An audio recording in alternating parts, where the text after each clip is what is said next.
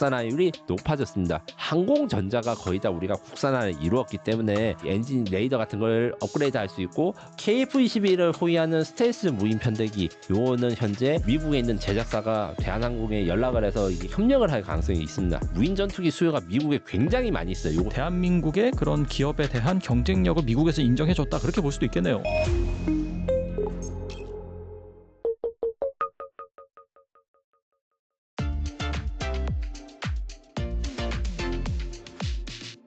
그리고 KF-21이 KC-330 공중급 유기와의 호환 시험에 성공하면서 작전 반경과 임무 지속 능력이 크게 확장될 것이다 라는 얘기가 있고, 특히 초음속 비행, 무장 분리 시험 등 주요 테스트를 이미 통과한 데 이어서 A사 레이더 등 국산 장비의 국산화율까지 65% 달성했다고 하더라고요.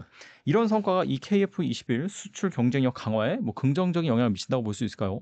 기본적으로 이제 공중급유 이야기를 하자면, 공중급유가 필요한 거는 비행기가 착륙했다가 이륙할 때까지 시간이 많이 걸립니다. 그래서 공중에서 급유를 하면 작전 시간이 늘어난과 동시에 작전 대기 시간이 크게 줄어들거든요. 그래서 공중급유가 단순히 멀리 가는 거 이상으로 장기간 대기하거나 아니면 장시간 작전할 때 최적화된 건데, 공중급 방식이 여러 가지가 있는데 이게 호스 방식, 프로브 방식 이렇게 있고, KF-21은 미국 공군의 기준에 따라서 프로브 방식을 하고 있습니다.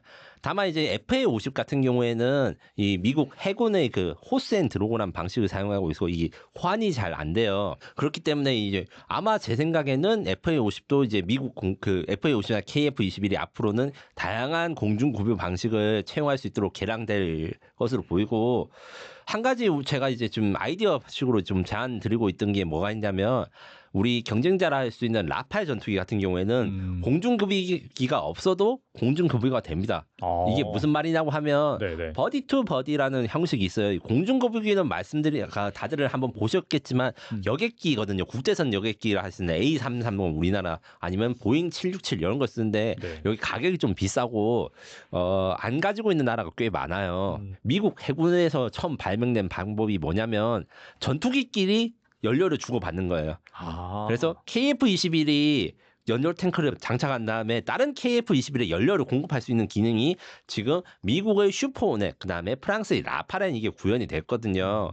이런 것도 아마 수출국이 요구를 하면 이제 좀 연구를 해서 우리가 급유기도 되고 이렇게 하면 수출 경쟁력이 좀 생길 거라 생각이 들고, 또 이제 초음속 비행이라든가 무장 분리 이런 것들 같은 경우에는 주요 테스트는 통과했는데 제가 취재를 해보니까 앞으로 남아있는 게, 그래서 일반적인 비행 형식 이걸 뛰어넘어서 좀 극단적인 상황에서 하는 거기 때문에 좀 걱정이 많으시긴 해요. 근데 지금까지 아무런 문제가 없었기 때문에 잘 준비를 해가지고 힘든 상황, 그러니까 어느 정도가 힘들려고 하면 그냥 미사일 쏘는 거랑 초음속 상황에서 미사일 쏘는 거랑 가만히 있을 때 미사일을 쏘는 거랑 엄청 상승을 하거나 하강을 할 때 미사일 쏘는 거랑 이게 난이도가 다르거든요. 그렇겠네요, 진짜. 그 부분에 대해서 지금 잘 준비해서 테스트를 할 거라고 하니까 요게까지 완벽하게 다 검증이 되면 이제 수출 경쟁력이 늘어날 것입니다. 근데 이거는 이제 수출 경쟁력이 늘어나기보다는 수출의 첫 번째 조건이 될 것이고, 요게 기본적인 요구 조건을 통과하는 것이, 이제 요거를 통과하지 못하면 이제 큰일 나는 거죠. 네, 그런 자격이라 생각하고, 마지막으로 이제 국산 장비 65% 이야기에 대해서 제가 한번 이야기를 드렸는데, 65%가 높냐 낮냐 하면 낮은 편입니다. 하지만 공군으로 치면 높아요. 이게 무슨 소리냐?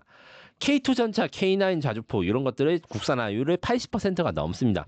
그런데 T50 같은 경우는 50% 정도 된다고 이야기를 해서 T50이나 FA50 대비 KF21은 15%의 국산화율이 높아졌습니다.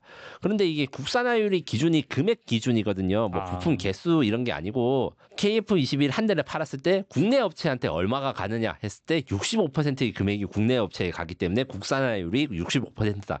이래가지고 이렇게 돼 있기 때문에 단순히 수치가 낮다고 이제 하시는 게 아니고, 그렇게 이제 낮게 말씀하시는 게 아니라 하면 안 되고, 핵심 무기, 그러니까 항공전자가 거의 다 우리가 국산화를 이루었기 때문에 우리가 자유롭게 항공기와 무장을 통합하고 이 엔진 레이더 같은 걸 업그레이드 할 수 있고, 다만 우리 숙제가 엔진에 대해서 국산화율이 낮다. 그래서 나머지 35%는 엔진 국산화에 달려있다. 이렇게 정리할 수 있습니다. 아무래도 전투기의 심장이 엔진이다 보니까 이거 금액이 상당하다 보니까 이거를 국산 아직 못 해가지고 그 정도 국산으로 보이고 있다라고 볼 수 있겠네요. 네, 맞습니다. 약 200억 정도 생각하시면 아. 되고요. 지금 이제 국내에서 생산은 하는데 이게 네. 라이센스 생산이라고 해가지고 이제 도면, 그러니까 제너럴 일렉트릭으로부터 도면이나 부품을 받아서 한국에서 최종 조립을 하는 이렇게 생각하시기 수준이고, 우리가 독자적으로 엔진에 무슨 팬을 설계한 걸 적용하거나 이런 걸로 하려면 아직 그게 멀었기 때문에 첨단 엔진 사업이라는 게 존재해서 그런 걸 이제 추진하겠다 이렇게 선언을 하는 거죠. 뭐 한화랑 두산이 잘 하고 있으니까 뭐 기다려 보죠. 네. 네. 그리고 KF-21은 나선형 개발 방식을 통해서 단계적으로 이제 성능을 업그레이드할 계획인데 2026년부터는 공대공 임무 중심의 블록 1, 2027년 이후에는 공대지 타격 능력을 갖춘 블록 2, 그리고 2030년대에는 5.5세대급 스텔스 성능을 갖춘 블록 3까지 계획이 되고 있는데 이렇게 단계적으로 전력화를 추진하는 그런 뭐 이유가 있는지 여기에 장단점이 있을까요? 세상의 거의 모든 전투기가 이런 단계적 개발 방식을 하고, 나선형 방식이라 하면 사실 나선형이랑 단계적 개발은 약간 다른 의미인데 F-35가 모범적인 나선형 개발을 했고, 요거는 무슨 말이냐, F-35는 그 나왔을 때 세상에 존재하지 않는 기능과 새로운 능력들이 많았어요. 그래서 너무 리스크가 높기 때문에 그 존재하지 않는 것에 대해서 기능을 구현하고 증명하려면 충분한 준비 시간이 필요하는데, 일단 기능이 구현되는 것부터 작투입을 하자, 그리고 검증된 것부터 하자 하는 게 나선형 개발이고, 그러면 이제 단계적 개발도 똑같은 거 아니냐는데, 단계적 개발에서 KF-21의 단계적 개발은 사실은 이런 나선형 개발, 그러니까 존재하지 않는 거를 만드는 게 아니라 다른 나라들이 이미 확보한 기술을 우리가 확보한다는 식으로 해서 우리의 예산과 중요도에 따라 가지고 돈을 투입을 어느 프로젝트에 먼저 하거나 어느 작업에 먼저 하느냐, 요 순서를 조정하는 게 그 단계적 개발, 살라미 전술이라고 할 수 있는 이런 걸 사용한다 생각하시면 돼요. 그래서 KF-21의 단계적 개발 같은 경우에는 물론 1, 2가 확정돼가지고 하는 건데, 1보다 2가 늦게 나온 건 단순히 이제 1을 만들고 나면 2를 만들기 쉽기 때문이에요. 그러니까 공정상으로 이제 뭐 이야기를 해야 되는데, 공대공 능력을 먼저 갖추면 뭐가 증명되느냐, 비행 성능이 다 검증이 돼요. 왜냐하면 공대공 임무를 할 때 탑건을 그 영화 기억하시면 알겠지만 막 네네. 기동을 하잖아요. 그렇죠. 지상 공격을 할 때 아주 낮게 나는데 그 지상 공격보다 이제 공중전 기동이 더 격렬하기 때문에 공중전부터 먼저 하는 거 하나랑, 레이더를 만들 때 공대공부터 먼저 만들고 공대지를 그 다음에 만듭니다. 이게 왜 그러냐면, 그 레이더를 어떻게 쏘냐 생각하면, 하늘을 향해서 이제 적 비행기를 쏘면 하늘에는 장애물이 없잖아요. 근데 지상 공격을 위해서 레이더 모드를 하거나 배를 공격하기 위해서 레이더 모드를 쓰면, 아래를 쓰면 클러터라는 게 생깁니다. 쉽게 말해서 지면이나 해면에 반사파 같은 걸 걸러줘야 되는 기술이 좀 어려운 기술이에요. 이런 식으로 해서 이런 게 이걸 먼저 만들어야지 뒤게 쉽겠구나, 이런 식으로 블록 1, 2가 구별되어 있는 것이고, 블록 2 이후는 사실 결정되지 않았고 지금 논의를 많이 하고 있습니다. 블록 3냐 KF-21EX냐 이렇게 질문하시는 분들이 저한테 많아요. 정확히 말하면 KF-21EX는 정부가 블록 3를 만들겠다고 결정할 때 카이는 정부한테 이런 식으로 블록 3를 만들어 보겠습니다 하는 제안서에 가깝습니다. 혹은 카이가, 정부가 이제 만약의 경우 블록 3를 만들지 않았을 때 카이가 자체적인 예산과 노력으로 해서 만들려면 이렇게 하겠습니다, 이런 것입니다. KF-21EX의 실용화가 2039년이 목표예요. 이게 완전 실용화인데, 이렇게 돼서 KF-21EX가 너무 늦게 나오는 거 아니냐, 그때쯤 되면 뭐 저도 환갑이 돼 있을 거고 지금으로부터 한 14년, 15년 이상 걸리는데, 요렇게 되는 거는 이제 정부 지원을 아예 안 받고, 그러니까 카이 자체적으로만 했을 때 그 정도 걸린다는 거고, 블록 3가 결정되고 그다음에 개발 방식과 어떤 걸 만들지가 이제 조정이 되고 나면 그거보다 더 빨리 나올 수 있을 것이다. 왜냐하면 국책 사업으로 지원을 받기 때문에. 다만 요게 대해서 국책 사업을 할 때 KF-21EX라는 거는 이제 모든 것을 다 집어넣은, 사실 지금 생각할 수 있는 기능을 다 집어넣은 것에 가깝기 때문에 어떤 걸 먼저 넣고 어떤 건 빼고 이런 거에 대한 논의나 연구는 좀 필요하다, 이렇게 생각하시면 되고, 현재 거기에 대해서 저도 의견이 있고 여러 가지 제안을 두고 있는데, 만드시거나 생각하시는 분들이 많은 이제 노력을 하고 있기 때문에, 다 저희 그 부탁은 국산 플랫폼이기 때문에 우리가 남들이 갖추지 못하거나 우리만 필요한 것에 대해서 적용하기 쉬운데, 요게 대해서 좀 잘 생각을 해주시고, KF-21만 이렇게 단계적 개발을 한 게 아니라 F-35도 단계적 개발을 하는데, F-35는 단계적 개발을 하면 이게 문제가 있습니다. 무슨 문제가 있냐, 우리는 지금 현재 쓰고 있는 건 블록 3라고 해요. F-35 블록 3. 근데 블록 4를 구매하려니까 가격이 20% 올라요. 아, 그다음 블록 3를 4로 업그레이드 할 때 돈이 얼마나 하니까 몇 천억 원 달라고 해요. 이게 외국에서 이제 또 외국 플랫폼이다 보니까 외국에선 당연히 수출할 때 좀 많이 남겨 먹으려고 이렇게 하는 건데 당연하죠. 네. 국산 플랫폼은 이런 개량을 할 때 드는 비용과 효율이 훨씬 더 좋아지는 것을 잘 염두에 두시고 공군도 이제 KF-21 블록 3에 좀 관심을 가져 주셨으면 좋겠습니다. 그리고 최근 방위사업청이 KF-21을 호위하는 스텔스 무인 편대기를 또 공개를 했습니다. 올해 처음으로 비행 시험을 마친 후 내년 중에 KF-21과 동반 시험 비행에 돌입한다는 계획인데 이번 무인 편대기 공개 어떻게 보셨나요? 일단 사실이 약간 아닌 게 있습니다. 그래요? KF-21가 내년 중에 동반 비행 시험에 돌입했으면 좋겠지만 이게 어렵습니다. 무슨 말이냐고 하면 KF-21을 호위하는 스텔스 무인 편대기 요거는 현재 두 종류가 개발 중입니다.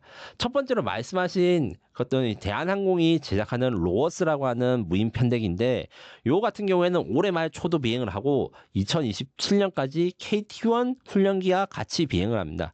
KT-1 훈련기는 현재 기본 훈련기라는데 쉽게 말해서 프로펠러 비행기예요. 아, 이게 개발 과정이나 여러 가지 사정을 생각해서 KF-21에 통합을 하려면 이게 시간이랑 일정이 안 맞아가지고 이렇게 선택을 했는데 그래서 2027년까지 우선은 이제 이 무인 편대기가 훈련기랑 통합을 하고 그 이후에 KF-21이랑 이제 통합한 작업이 따로 필요하고요. 대한항공 외에도 카이가 자체적으로 AAP라고 하는 무인 편대기 기본형을 만들고 있습니다. 요거는 로어스보다 훨씬 작은 비행기. 그러니까 로어스 같은 경우에 몇 톤, 한 4, 5톤 정도 되는데 요거는 150kg이에요. 크기는 작지만 그 자율 비행 기술이나 이런 것들에 대해서 카이가 상당히 많이 노력을 해서 올해 초도 비행을 하고 2027년까지 FA50과 같이 비행을 하는 것을 목표로 하고 있습니다. 사실은 이제 올 서울 에어쇼에도 이게 실물을 둘 다 볼 수 있을 것이고 특히 로어스 무인 편대기 같은 경우에는 이번 서울 에어쇼에서 최초 공개가 되는데 실제로 보시면 되게 커요. 생각보다 크고 좀 놀라요. 왜냐하면 KF-21이나 F-15 같은 사람이 탄 비행기를 보시다가 무인 전투기를 보면 무인 전투기도 사람이 안 탔으니까 좀 작고 별로라고 생각하실 수 있는데 대한항공이 만든 중고도 무인기도 사실 KF-21보다 크기가 크고 그래요? 예, 로어스 요거 같은 경우에는 이 중고도 무인기보다는 작지만 상당히 볼륨이 있습니다. 요 해가지고 아마 임팩트가 있을 거라고 생각을 하고 다만 이건 있어요. 뭐가 있냐면 앞서 말했는데 지금 두 종류의 무인 편대기가 개발되고 있고 KF-21에 어떤 게 통합될지 요게 사실 결정을 하려면 시간이 좀 필요해요. 대한항공과 카이가 각각 자신들의 모델을 만들어서 결정을 하는데 제가 보기엔 요것도 이제 앞으로 뒤에 말씀드린 이제 첨단 엔진이나 이런 몇 번 말씀드렸던 사업들을 국책 사업으로 간다고 제가 말씀드렸는데 요것도 정부랑 공군이 이게 기종 선정을 어떻게 할 것인가 이런 걸 정해가지고 만들고 표준화된 무인 편대기 규칙 이런 걸 만들어야 되는데 요 같은 경우에는 지금 현재 좀 해외 협력이라든가 이런 것들과 이슈가 있습니다. 무슨 말이냐면 제가 이번에 사람들이 중요한 뉴스인데 놓친 게 하나 있습니다. 네. 대한항공의 그 로어스 무인 편대기는 제트 엔진을 가진 무인 전투기거든요. 그거랑 비슷한 거를 미국도 만들고 있는데 미국에 있는 제작사가 대한항공에 연락을 해서 이게 협력을 할 가능성이 있습니다. 이게 공개된 뉴스인데 사실은 이 중요한 게 사람들이 왜 주목을 안 하지 하는 게 있어요. 안두리라는 회사가 있어요. 팔머 럭키라는 대표가 있는 어떻게 보면 팔란티어 요즘 잘 나가잖아요. 엄청 잘 나가죠. 최고죠. 팔란티어의 형제 회사라고 할 수 있습니다. 이 투자자가 같기 때문에 안드릴이 대한항공과 이제 MOU를 맺었어요. MOU를 맺은 게 뭐냐면 한국의 아스널 코리아라는 걸 만들고 이걸 대한항공과 합계하겠다. 여기에 대해서 정확하게 지금 어떤 것을 합계하겠다라고 이야기를 안 했는데 이 로어스랑 비슷한 정도의 그 무인 전투기 수요가 미국에 굉장히 많이 있어요. 이것을 CCA라고 합니다. 안드리 같은 경우에는 잘 나가긴 한데 공장이 많이 없어요. 생산 기지가 필요하고 그래서 잘 됐을 경우에는 대한항공과 협력해서 그래서 로어스가 우리 KF-21에 통합되는데 대한항공이 이제 미국에도 이 비슷한 비행기를 만드는 부품을 공급하거나 아니면 조립 공장으로 유출을 할 수 있는 거죠. 이렇게 되면 수요가 엄청나게 많아지겠죠. 이런 것들처럼 여러 가지 좋은 소식들이 많이 이야기가 되는데 한 가지 어려움이 있어요. 인공지능 만드는 게 너무 어렵다고 합니다. 인공지능이요? 예, 이런 걸 만들 때 필수적인 게 이제 AI 들어가는 거라서 지금 국내 기술로 열심히 만들고 있긴 한데 이제 해외 국제 협력도 아무래도 난이도가 높다 보니까 이런 이야기가 나오고 있고 요게 대해서 우리가 남들보다 먼저 만들 수 있으면 그 소버린 AI 요새 이야기를 하고 다른 산업 분야에서 많이 이야기를 하는데 국방 분야에서도 큰 발전이 예상됩니다. 근데 이게 대한항공에 그 MOU를 맺고 또 제작이라든지 뭐 그런 부분을 요청했다는 것 자체가 확실히 이 대한민국의 그런 기업에 대한 경쟁력을 미국에서 인정해줬다 그렇게 볼 수도 있겠네요. 네, 그리고 실제로 이런 급의 비행기를 만들어서 비행을 실제로 해본 게 튀르키예, 미국 정도밖에 없기 때문에 유럽도 한번 시험기만 하고 말았어요. 그렇기 때문에 한국이 다른 건 좀 뭐 그 뒤처지더라도 지금 열심히 이 무인기에 대해서 투자를 하고 특히 CCA라는 이 사업 관련해 가지고 많이 연구를 하면 한국이 얻을 수 있는 산업 분야, 그다음에 방위 사업의 발전 분야가 굉장히 클 것이라 생각합니다.